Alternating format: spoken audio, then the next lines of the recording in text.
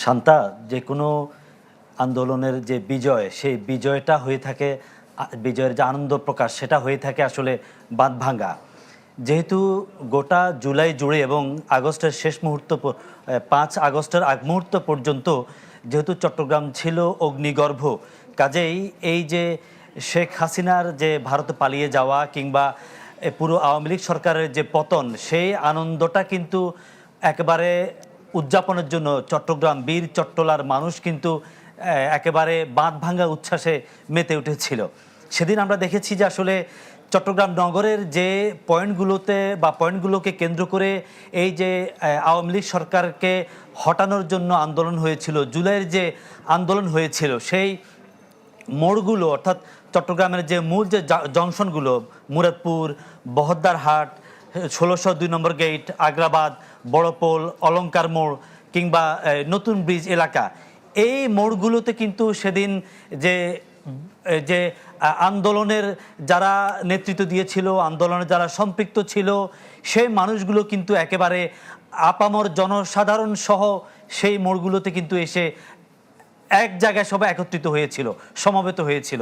এবং সেদিন কিন্তু কেবল যারা আন্দোলন করেছিল তারাই যে রাস্তায় নেমেছিল এমন নয়, যারা এই আন্দোলনের সমর্থন জুগিয়েছিল, সহযোগিতা করেছিল, যারা এই আন্দোলনের সপক্ষে অবস্থান নিয়েছিল, তারাও কিন্তু একেবারে একত্রে সামিল হয়েছিল রাস্তায় রাস্তায়।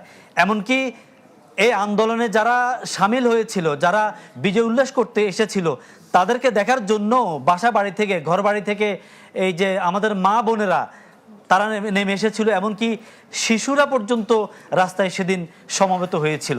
আসলে আমরা সেদিন যারা পুরো জুলাই মাস জুড়ে আন্দোলনে সংগ্রামে ছিলাম, আমরা ঝুঁকি নিয়েছিলাম, প্রাণের ঝুঁকি নিয়ে, যারা জানের ঝুঁকি নিয়ে, যেসব সহকর্মী আমরা যারা সংবাদকর্মীরা রাস্তায় ছিলাম, কাভার করেছি, দায়িত্ব পালন করেছি, আমরাও সেদিন মাঠে ছিলাম।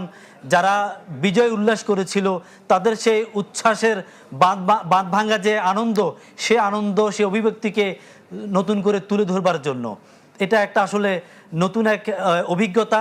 এবং এই যে 24-এর পুরো মাস জুড়ে যে দ্রোহের যে আগুন, এই যে সেই দ্রোহের যে আগুনে বীর চট্টলার মানুষ যে একেবারে পুড়ে ছারখার হয়ে যাচ্ছিল, সেই শেষ দিন অর্থাৎ 5 আগস্ট বিজয়ের দিনে সেটা আনন্দের জোয়ারে সবাই ভেসে যাচ্ছিল, তাদের সেই উল্লাস, বাঁধ ভাঙা উচ্ছ্বাস। তো আসলে সেদিনের অভিজ্ঞতাটা ছিল একেবারে একটা সময়ের একেবারে বাক বদলের আসলে একটা সন্ধিক্ষণ বলা যায়। ফখরুল, ধন্যবাদ আপনাকে আমাদের সাথে যুক্ত হওয়ার জন্য। ফখরুল ইসলাম চট্টগ্রামের 36 জুলাইয়ের অভিজ্ঞতা জানাচ্ছিলেন আমাদের।